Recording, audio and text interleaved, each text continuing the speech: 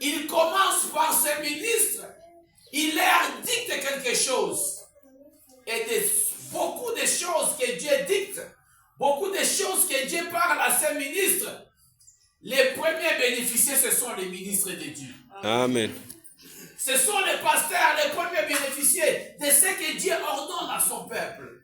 Ce sont les prophètes qui bénéficient premièrement. Ce sont les évangélistes qui bénéficient. Ce sont les docteurs qui bénéficient premièrement des choses que Dieu leur donne. Avant de parler aux gens, lui-même il a écouté et lui-même il commence à faire ce que Dieu lui a dit de faire. Amen. C'est pourquoi c'est un faux ministre qui dit aux gens, écoutez ce que je vous dis, ne faites pas ce que moi j'ai fait. Non! Un ministre de Dieu, il est premièrement l'exemple de ce que Dieu lui donne et il dit maintenant aux gens, ce que j'ai goûté, c'est ce qu'il a fait, mangez-le aussi. Acclamons pour notre Seigneur.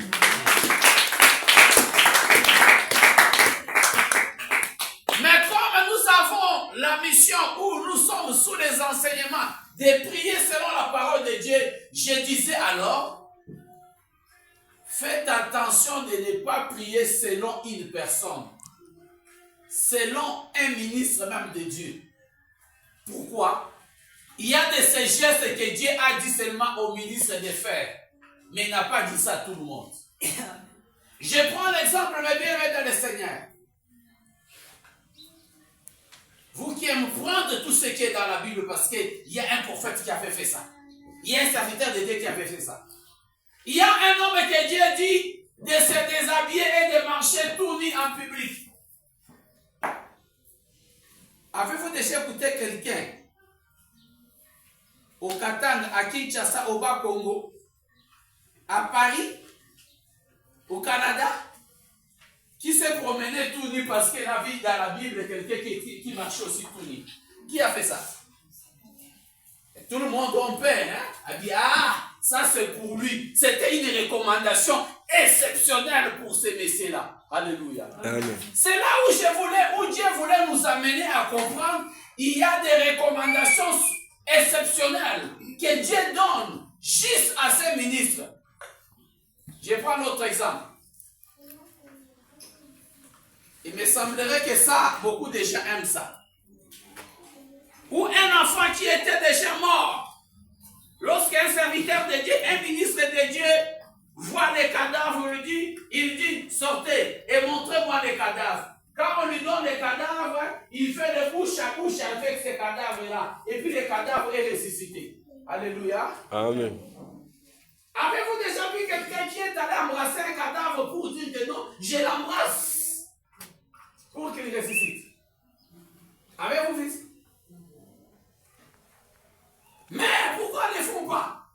Ils disent, ah, ça c'était une recommandation spéciale que Dieu avait dit qu'il puisse embrasser ces cadavres ou qu'il puisse coucher au-dessus des cadavres et les cadavres étaient ressuscités. Pourquoi les gens ne le font pas? Mais je vous communique, il y a de ces gens-là qui ne le font pas. Pardon, il y a de ces gens qui le font. Les gens mal intentionnés. Ils veulent profiter des filles d'autrui. Ils veulent profiter des femmes d'autrui. Ils se disent, non, j'ai une révélation.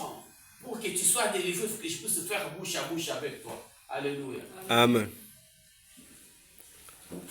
Je suis en train d'amener le peuple de Dieu d'aller comprendre, attention dans nos prières, attention de ne pas faire d'autres choses, parce que les serviteurs de Dieu avaient fait ça. Alléluia. Amen. Les jours de jeudi, Dieu nous a amenés dans une dimension de dire, un vrai chrétien, c'est celui qui prie selon l'esprit. Ce que le Saint-Esprit te dit, fais-le. Ça, c'est la première chose. Dédé, un vrai chrétien, celui qui prie Dieu, doit prier selon la parole de Dieu. Et la clé de la prière, c'est quoi? La clé de la prière, c'est le nom de Jésus-Christ. Amen. Un vrai chrétien, quand il prie, il doit voir seulement la clé qui ouvre toutes les portes.